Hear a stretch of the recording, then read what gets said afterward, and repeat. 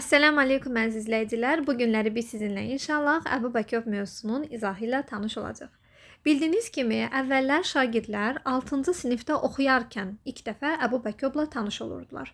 Lakin son 2 ildir ki, keçən il və bu il artıq 5-ci siniflərdə Əbu Bəkir mövzusunu keçirlər. Artıq pilot layihədə biraz mövzular qabağa sürüşüb və nəticə etibarı ilə 5-ci sinifdə oxuyan şagird artıq Əbu Bəkir nədir bilməlidir və ona uyğun müəyyən dərəcədə məsələləri həll etməyi bacarmalıdır. Gəlin danışaq. İlk öncə bir danışaq görək ki, bu əbub nə deməkdir? Burada əbubdakı ən, bu böyük, o ortaq, bu isə bölən deməkdir. Birinci başa düşməliyik. Nəyə görə ən böyük ortaq bölən? Məsələn, niyə görə buradakı əbubun açılışı ən böyük ortaq bölünən deyil? Niyə böləndir? Bunun səbəbi odur ki, bölünənlər sonsuz saydadır. Məsələn, mən 5-in bölünənlərini yazsam, mən qurtara bilmərəm.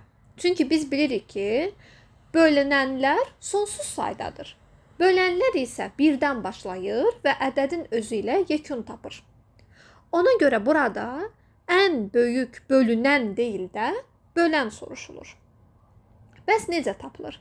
Kitabda və 6-cı sinifdə nisbətən fərqli üsullarla bunu öyrətsələr də, mən nisbətən fərqli üsulla öyrədəcəm sizə.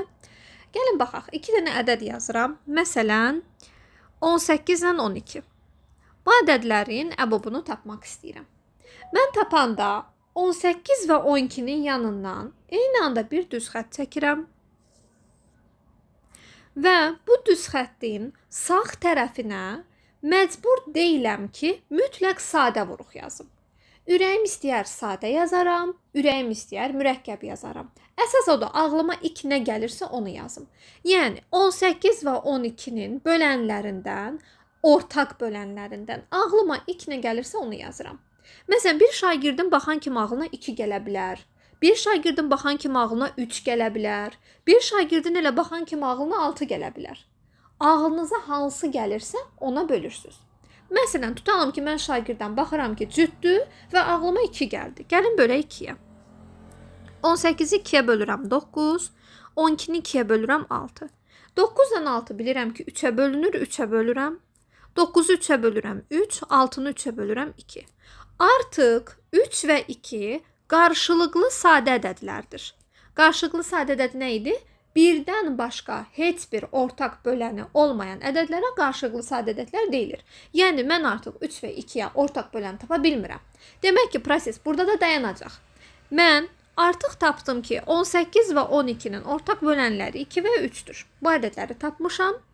Əbubu tapmaq üçün isə yazıram. Əbub 18 və 12 bərabər olacaq. Həmin bu sağ tərəfdə yazdığım ədədlərin hasilinə. Sağ tərəfdə 2 və 3 yazdığım üçün 2-ni 3-ə vururam, doğru cavab eləyir 6. Yəni 12 və 18-in əbubu olacaq bizdə 6. Gəlin biraz böyük ədəd yazaq. Məsələn, bu səfər 120 ilə 180 yazacağam. İndi birazdan bu ədədi imana yazmamın səbəbini deyim. Demək ki, mən burada yenə də deyirəm, bayaqlar izahda dedim. Mən məcbur deyiləm ki, sağ tərəfə mütləq sadə ədədləri yazım. Ürəyim istəsəm mürəkkəb ədədlər də yaza bilərəm. Və mən bir şagird kimi, baxan kimi görürəm ki, 120 ilə 180 10-a bölünür. Çünki ikisinin də sonuncu rəqəmi 0-dır. Mən niyə bunu 2-yə bölüm, niyə bunu 5-ə bölüm, niyə bunu 6-ya bölüm, 3-ə bölüm? Axı mən görürəm ikisinin də sonuncu rəqəmi 0-dır. Mən bu ədədləri kiçiltmək üçün 10-a böləcəm birinci və bu tərəfə yazıram 10. Dediyim kimi, mürəkkəb ədəd də yaza bilərəm. Heç bir problem yoxdur. Qalacaq 12 ilə 18. 12 ilə 18-i də məsələn, baxan kimi gördüm ki, 6-ya bölünür. Yazıram 6. Qalacaq 2 və 3. Yenə də 2 və 3-ün heç bir ortaq böləni, birdən başqa heç bir ortaq böləni olmadığı üçün burada artıq dayanıram. Və xəttin sağ tərəfində olan ədədlərin hasilini tapıram. Yəni, onu vuracaq 6-ya. Nəticə etibarı ilə tapıram ki, 120 və 180-in əbubu bizdə olacaq 10 vur 6, 60. Gəlin yenə də başqa bir ədəd yazaq. Məsələn, yazacağım 144 və 180.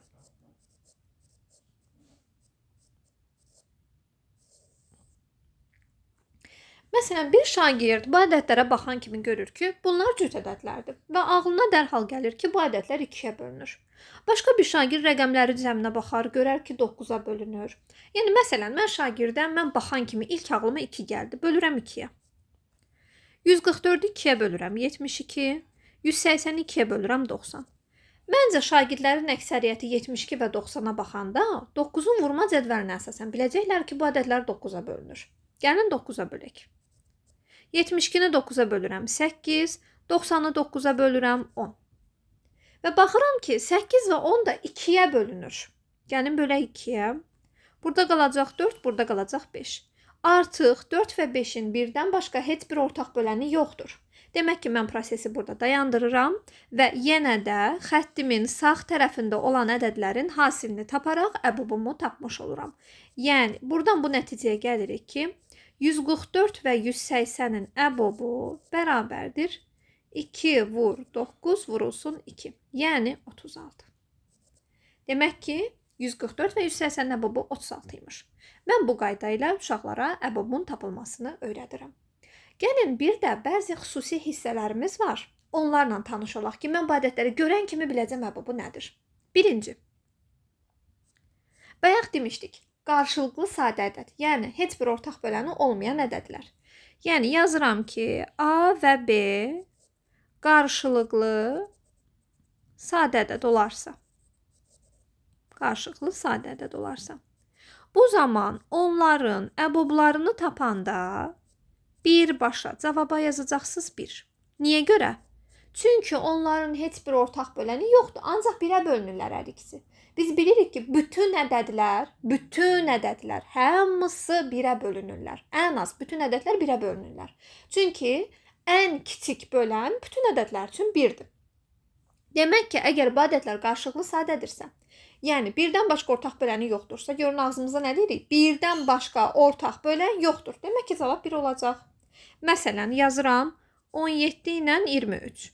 Şagird 17 və 23-ün əbobunu tapanda mənim öyrətdiyim yolla bu xətti çəkir, baxır ki, heç nəyə bölə bilmir. Qalır belə, tapanmadın müəllimə. Yox, niyə tapanmadın? Yoxdur da ortaq bölən, ikisi də 1-ə bölünürlər ancaq. Vəsiyo, ona görə cavab olacaq 1. 7 ilə 9, cavab olacaq 1. Və yaxud da 10 ilə 11, cavab olacaq 1. 18 ilə, məsələn 25, 18 ilə 25-in birdən başqa ortaq böləni yoxdur, cavab olacaq 1. Yəni, əgər 2 dənə ədədin birdən başqa ortaq bölənini tapa bilmədinsə, bu ədədlərin əbobu olacaq 1. İkinci,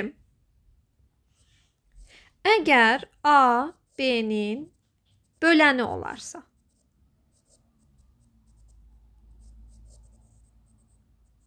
onda cavabımız olacaq A. Ümumiyyətlə, mən həmişə deyirəm ki, biri digərinin böləni, bölünəni, fərqi yoxdur. Olarsa, əbob bizə həmişə verəcək kiçiyini, yazaq baxın burada, kiçiyi.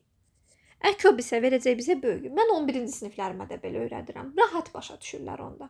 Yəni, əbob olanda biz kiçiyini götürürük, əkob olanda böyüyünü götürürük. Nümunə göstərirəm. Məsələn, 4 ilə 8. 4 ilə 8-in əbobunu tapanda birbaşa cavaba yazacaqsan 4. Çünki 4 8-in bölənidir. Və yaxud da 7 ilə 28. 7 və 28-in əbobunu soruşsalar, birbaşa deyəcəksən, cavab 7-dir. Və yaxud da 14 ilə 70. 70-i 14-ə tam bölə bilirəm. Demək ki, bunların əbobunu soruşsa, cavab elə 14-dür.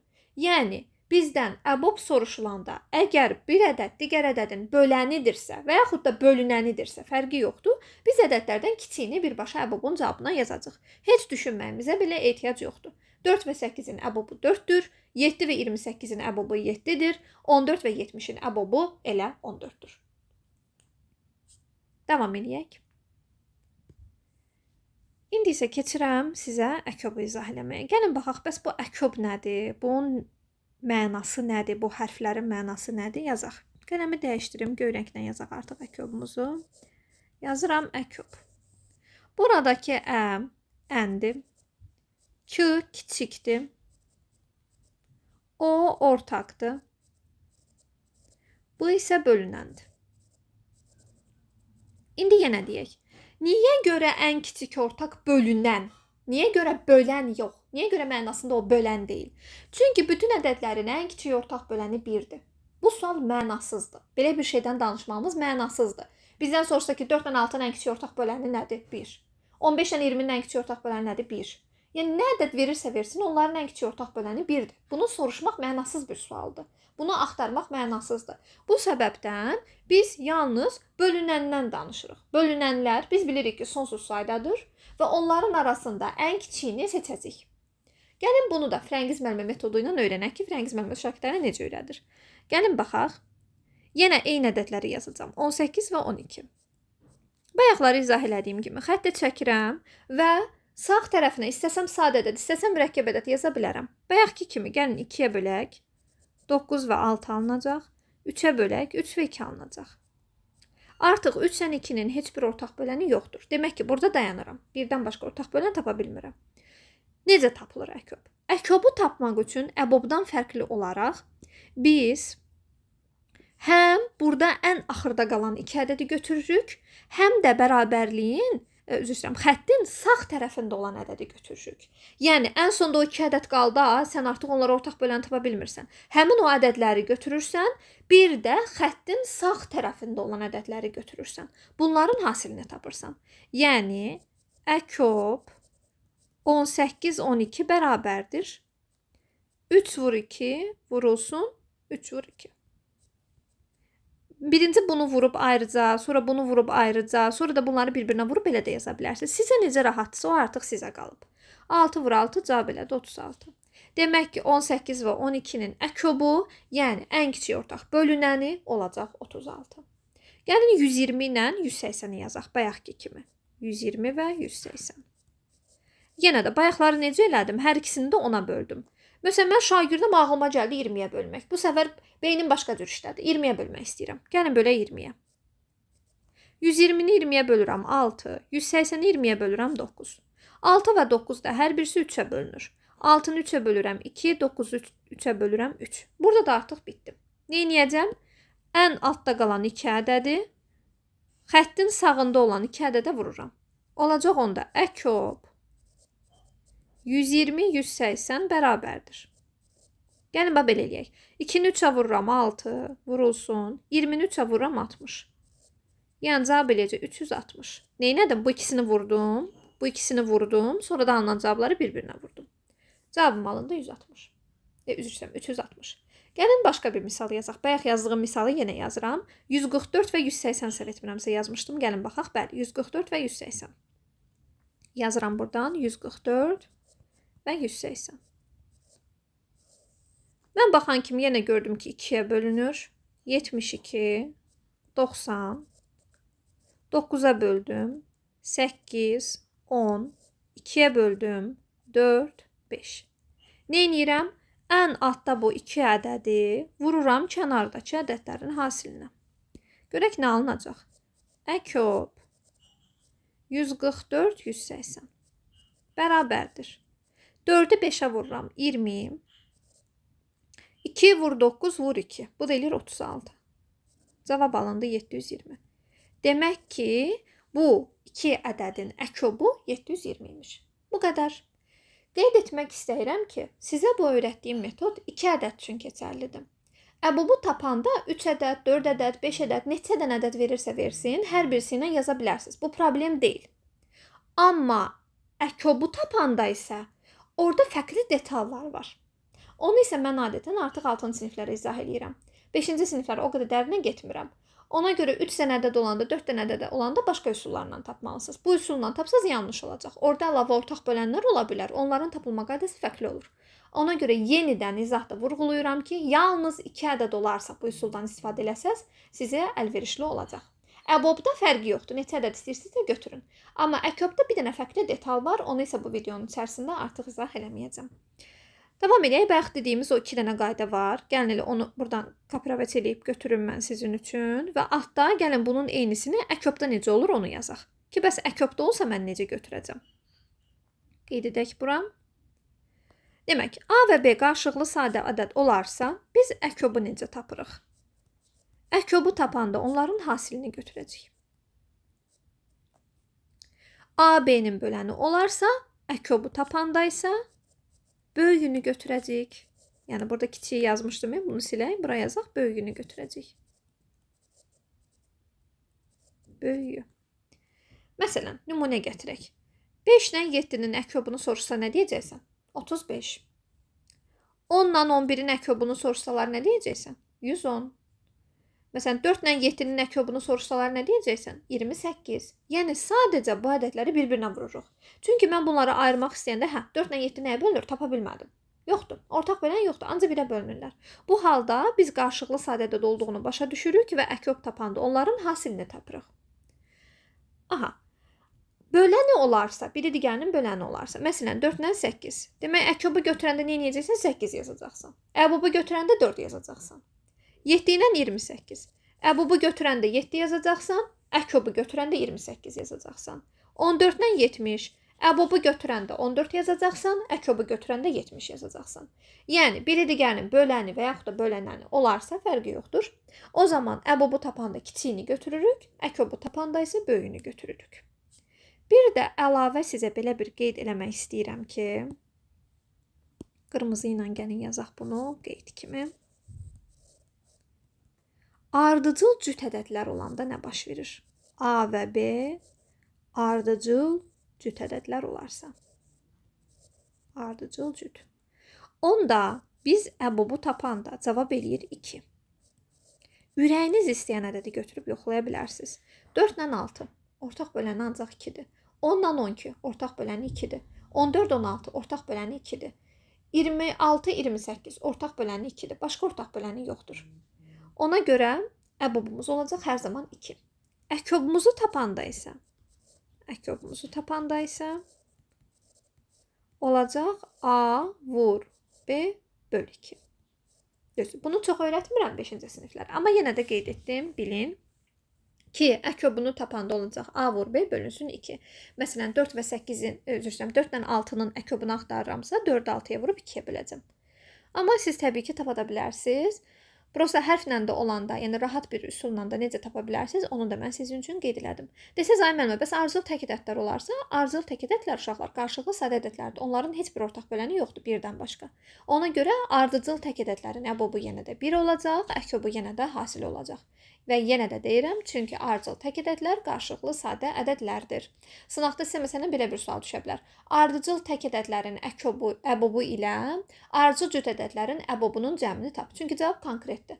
Ardıcıl tək ədədlərdə əbob 1-dir, ardıcıl cüt ədədlərdə əbob 2-dir. 1-dən 2-nin cəmini tapacaqsan, cavab eləyəcək 3.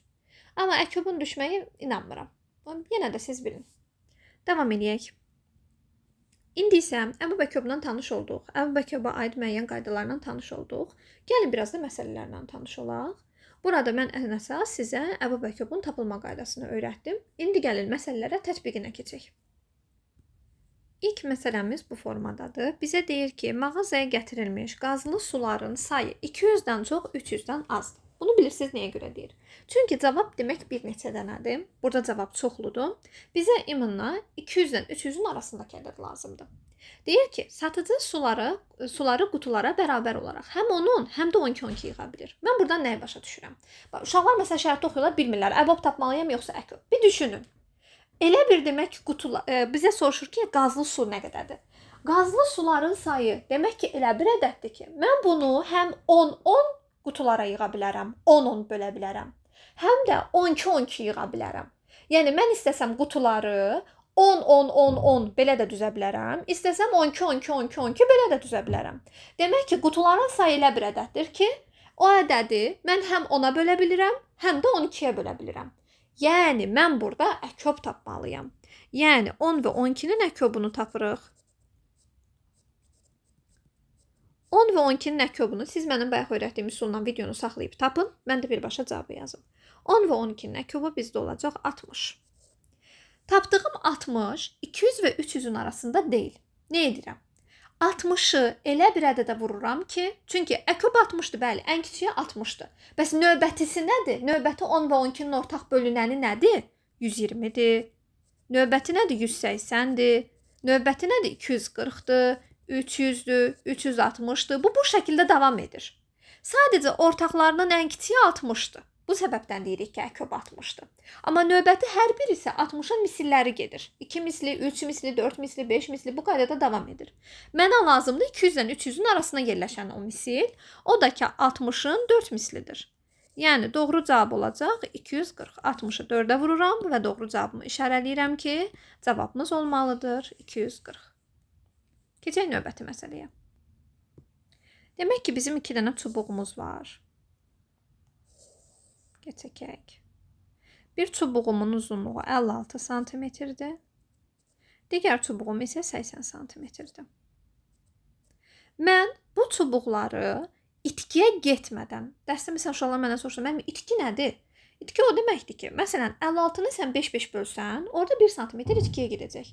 Çünki mən 5-5 istifadə edirəmsə, 56-nı 5-ə böləndə alınır 11 dəfə, qalır 1. Həmin o 1 sm mən atacam. Çünki mənə 5 lazımdır. Demək ki, o itkiyə gedir. Bizə deyir ki, itkiyə getməməlidir. İtkiyə getməmək üçün demək nə olmalıdır? Tam bölünməlidir də 56-ya. Məsələn 56-nı 5 yerə bölmək düz gəlmir. Amma məsələn 56-nı 4 yerə bölə bilərəm. 56-nı çünki 4-ə bölmək olur. Və yaxud da məsələn 2 yerə bölə bilərəm. Mənə yəni elə bir ədəd lazımdır ki, 56 həmin ədədə tam bölünsün. 7 bölə bilərəm məsələn. İndi bizə deyir ki, bu hissələrin uzunluğu ən çox neçə ola bilər? Mən əgər 2 çubuğun ikisini də itkiyə getmədən bölürəmsə və uzunluqları da bərabər olmalıdırsa, demək ki, məsələn 56-nı da bölməliyəm 7-7, 80-i də bölməliyəm 7-7. Amma 56-nı 7-7 bölə bilsəm də 80-i bölə bilmərəm axı mən 7-7. 80 7-yə bölünmür. Demək ki, mən elə bir ədəd tapmalıyam ki, həm 56-nı o şəkildə bölə bilim, həm də 80-i o şəkildə bölə bilim. Məsələn 2. 56-nı da mən 2 belə bölə bilərəm. 80-i də mən 2 belə bölə bilərəm. Amma məndən nəyi istəyir? Ən çox istəyir. 2 də düzgün cavabdır. Bəli, 2 bölə bilərsən. Amma ən çoxu deyil axı, daha böyüyü var. Demək ki, biz burada tapmalıyıq əbob. 56 və 80-ə tapmalıyam əbob ki, həm 56-nı həmin qədər bölə bilim, həm də 80-i bölə bilim. Buna görə yazıram bura əbob. Kimsə desə ki, mənim əkob tapaq, əkobun cavabı 56 və 80-dən böyük alınacaq. Yəni biz 56 və 80-dən böyük ədədə nətər 56-dan 80-ə bölə bilərik? Çox məntiqsiz olar. 56 və 80. Yenə də siz videonu saxlayırsınız, tapırsınız. Mən amma birbaşa yazıram. Cavabımız eləyəcək 8. 56 və 80-in ən böyük ortaq böləni 8-dir. Demək ki, bu taxtanın uzunluğu ən çox 8 ola bilər. Mən amma məsələni sizə başqa bir suallar da verərək davam elətdirmək istəyirəm. İndi burada cavab bəli, 8-dir, bitdi. Qutardım, cavabı tapdıq. Bu hissələrin uzunluğu ən çox neçə santimetr ola bilər? 8. Mən sizə yeni sual verirəm. Deyirəm, burada neçə dənə hissə alınır? Ümumi neçə hissə alınır deyirəm. Uşaqlar bilirsiniz nə edirlər? 56-nı bölürlər 8-ə, tapırlar 7. 80-i bölürlər 8-ə, tapırlar 10. Və alınan cavablar toplayırlar. Heç bir problem yoxdur. Düzgündür. Amma 17 dənə hissə alınacaq. Bu düzgündür. Həqiqətən də 56-nı mən bölsəm 8-8, yəni 8-8 santimetrlərə bölsəm 7 dənə 8 santimetr alınır.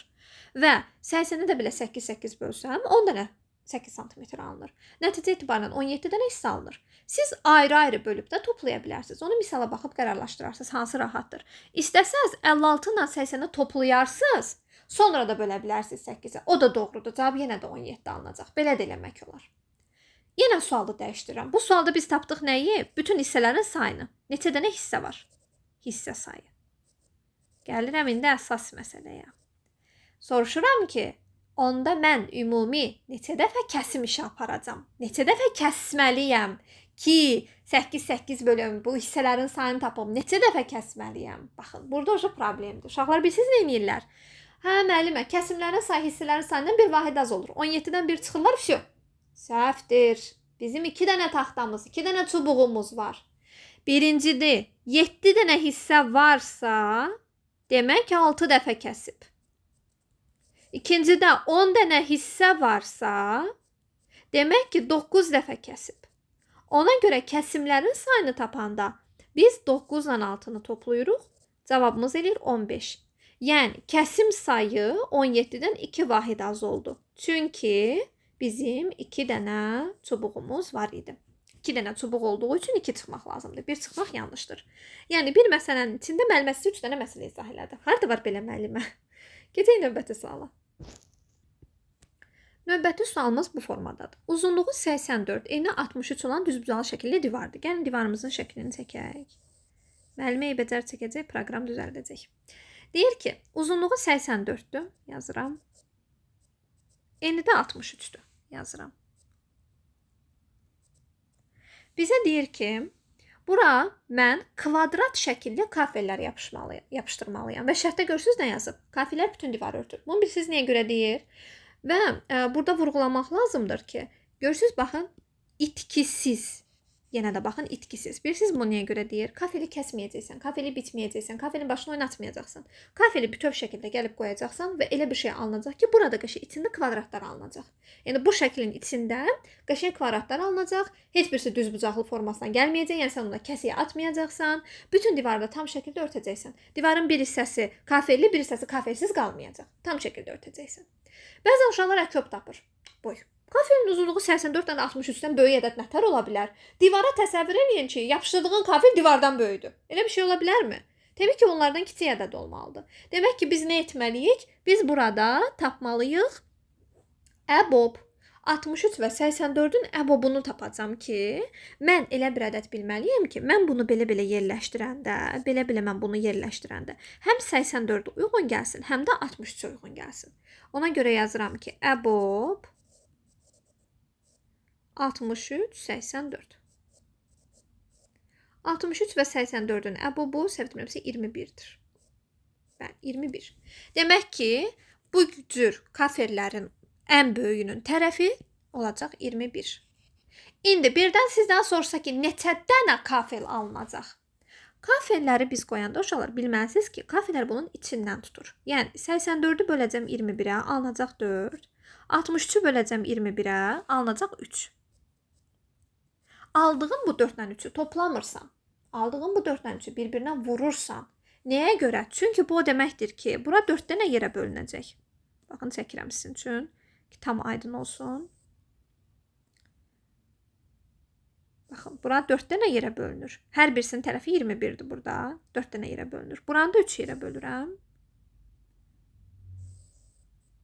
Yox, burada da hamısının tərəfi 21-dir. Bu biraz əyri oldu. Bir dənə bunu təzdən çəkim. Aha. Nəticə etibarına görürsünüz, içində kvadratlar alındı. Bu kvadratın tərəfi 21-dir uşaqlar. Neçə dənə kvadrat var, necə tapırlar? Bu cür şəkil verilsə sizə, içində neçə dənə kvadrat var, necə tapırsan? Enini sayırsan, uzunluğunu sayırsan, sonra da bir-birinə vurmursan. Yəni bir şeyi içinə yerləşdirirəmsə, içinə, kənarına yox, perimetrinə yox, içinə, yəni sahəsinə yerləşdirirəmsə, o zaman bir-birinə vurmaq lazımdır. Demək ki, mən 4-ü vuracam 3-ə. Cavab eləyəcək 12. Yəni soruşsaydı ki, neçə dənə kafel getdi, bura deyəcəkdi cavab 12 eləyir. Keçək növbəti suala. Baxın, bayaqları sizə dedimi, kənarına eləmirəm, içinə eləyirəm. Bu səfər elə bir sual sizin üçün qoydum ki, burada kənarına eləmək lazımdır. Gəlin çəkək yenə şəklimizi. Mən yenə də bir bağ çəkirəm. Bu səfər düzbucaqlı formasındadır, qəşəng. Biraz böyük çəkdim sizin üçün. Burası 30-dur, burası 20-dir. Nə deyir bizə? Deyir ki, künclərdə bərabər aralıqlarla ağaclar əkilməlidir. Buna görə iki ağac arasındakı maksimum məsafə nə qədər olur? Desəz müəllimə əkop tapıq. Yox, müəllimə yenə bax, əsəbləşdi. Əkop nətər tapa bilərsən? 20 ilə 30-un əkobu 60-dır. Yəni ağaclar arasındakı məsafə 60-60 gedir. Bağından böyükdür. Elə bir şey ola bilməz axı. Əbob tapmaq lazımdır. Yəni A bəndinin həlli üçün əbob tapıram ki, bu 20 ilə 30-un arasındakı məsafə nə qədər ola bilər? Ən çox. Maksimum məsafə, ən çox 10 ola bilər. Yəni istəsəydim 2-2 məsafə buraxa da qoya bilərdim, 5-5 qoya da gedə bilərdim, amma ən çox dediyi üçün 10 məsafə qoyacam. Yəni 2 ağac arasındakı maksimum məsafə 10 olacaq. Bəs ümumi neçə dənə ağac olar? Neçə dənə ağac olacağını tapmaq üçün mən sizə birinci belə bir yol öyrədirəm. Bu Firəngiz müəllimə yolu olsun sizin üçün. Perimetri bölmək lazımdır əboba. Bu birinci yol. Perimetri əboba böl, cavabı rahatlıqla tap. Bunun perimetri neçə eləyir? 20 ilə 30-u topla 2-yə vur. 120 eləyir. Üzr istəyirəm, 100 eləyir. Əbobumuz da 10 eləmişdi. Demək ki, olacaq cavab 10. Bu birinci yol. İkinci yol. 30-u bölürəm 10-a. 3. 20-ni bölürəm 10-a. 2. Daha sonra perimetr tapıram axı. Ağacı perimetri boyunca qoyur. İçinə qoymur, kənarlarına perimetri boyunca qoyur. Ona görə 2-nin üzərinə 3 gəlib vururam 2-yə. Perimetr tapıram da yəni. Bu da eləyəcək bizdə 10. gördüyünüz kimi. Və yaxud da uşaqlar şəkil seçib bir-bir baxırlar. Bax, ikincilərdən qoyuram. 10-un məsafə. 10-un məsafəsi demək burada 3 dənə gedəcək. Baxın, birinci, ikinci, üçüncü. Desəz, ay müəllimə 4 dənə qoydunuz. 3 dənə 10 var da. Baxın, 10, 10, 10. Gəl bu yuxarısındakı 30 bölü 10-u silək. Hər şey rahat görsənsin. Burada da belə olacaq. 2 dənə 10. Baxın, 10, 10. 2 dənə 10. Gördünüz? Heç bir şey səhv eləməmişəm. Hər bir şey doğrudur. Gəlin indi sayaq. Görən neçə ağac oldu? Baxın, bu 1, 2, 3, 4, 5, 6, 7, 8, 9. 10-cunu da müəllimə burada itirdi. Bu da 10. Gördünüz? Yəni, sübutlu şəkildə də sizə çəkdi, müəllimə göstərdi. Bu kənarlarındadır, içinə deyil. Ona görə sadəcə toplayıb ikiyə vururuq və yaxud da ki, bu qaydanı qəşəng bir şəkildə öyrənirik.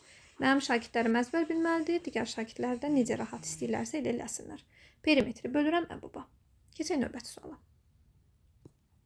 Bu sualımızı iki cür versiyada görə bilərik. Bir-birinə qarışdırmadan sözü olan versiyası var. Bir də bu söz olmadan var. Onun isə artıq həlli başqa cür olur. Bir-birinə qarışdırmadanın həlli başqadır. Bir-birinə qarışdırmadan şərtini vermirsə, sadəcə deyirsə ki, eyni tərkibli paketləri hazırla, onun artıq həlli başqa cür olur. Mən ortadan belə xətt çəkirəm sizin üçün. Mən iki cür sizə həll yazacağam. Bu tərəfə, yəni sol tərəfə yazacağam bir-birini qarışdırmadan sözü olan halda nə etmək lazımdır. Sağ tərəfə isə bu söz verilməsə nə etmək lazımdır, onu yazacağam sizə. Baxın, birinci bir-birinə qarışdırmadan nə deməkdir? Yəni, bu unu bu una qatmayacaqsan. Bu unu ayrıca yığacaqsan, bu unu da ayrıca yığacaqsan paketlərə. Və şərt verib ki, paketlərin eyni ölçülüdür. Məsələn, hamısı 2 kiloqramlıq paketlərdir, hamısı 3 kiloqramlıq paketlərdir. Yəni, paketin ölçüsü eynidir. Və sən 36 kiloqramlığı 48 kiloqramlığın üstünə tökə bilməzsən. Onda bizə deyir ki, ən az neçə paket lazımdır. Paketin az olması üçün nə edərəm? Paketi böyük götürərəm. Paket nə qədər böyük olarsa, içinə o qədər çox un dolar və nəticə etibarıyla o qədər az paketə ehtiyacım olar. Bu zaman tapacaqsınız əbob. Zaten digərində də əbob tapacaq. Amma tapdığımız əboblar fərqli şeyləri bildirəcək. 36 və 48-in əbobunu tapıram 12.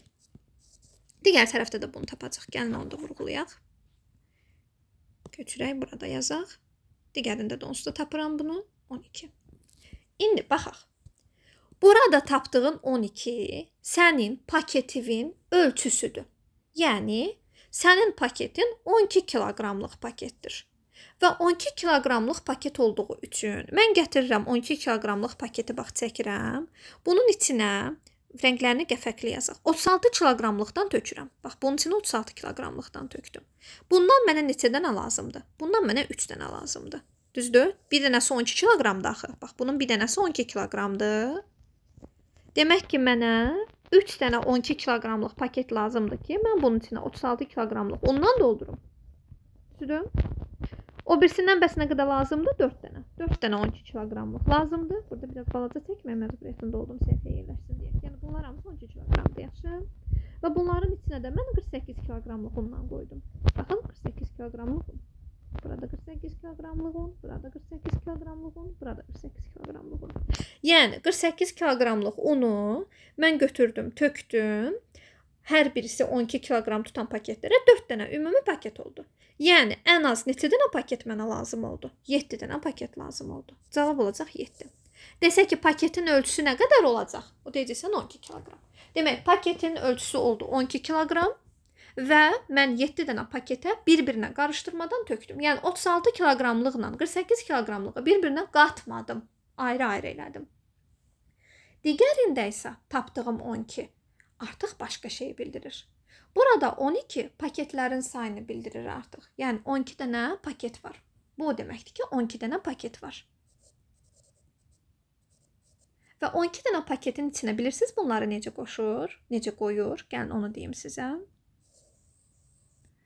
Burada 12 dənə paket çəkək.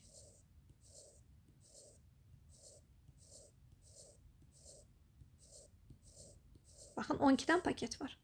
12 dənə paketin içinə, bax, 36 kiloqram undur. 12 paketə yığsaq, hərəsinə nə qədər düşəcək? 3 kiloqram.